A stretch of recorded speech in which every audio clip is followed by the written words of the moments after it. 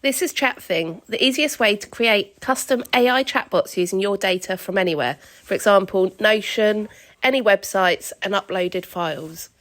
You can use it for all sorts of things such as customer support, HR bots, API doc bots, and more. You can try some of these examples for yourself on the site. You can chat to your bots via the web interface or embed them as a widget on your site. We plan to add in interaction channels like Slack and WhatsApp soon too. Let's see it in action and create a HR bot using Notion. Click My Bots, then Add New Bot. Add in your bot name, say ChatThing HR bot. Add in a description. All Markdown is supported here, so you can add in links. Then add in the first message. This is how the bot will say hi to the user. And after that, you can add example questions. Just separate them using commas. Now we just need to click Create Bot.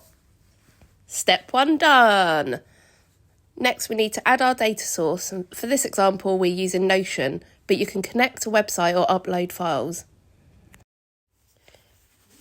Now we need to click Add Page and search for the Notion page that we want to add. There'll be a big list of pages that show, and we just add the one that we want. Here's the actual Notion page that we're using. As you can see, it has many subpages with lots of HR information, such as employee benefits, meetings, and a lot more. The bot's going to make use of all this information to answer questions. Clever, eh?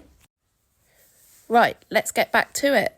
We just need to click Update Data Source, and after a short time, your bot will be ready to test.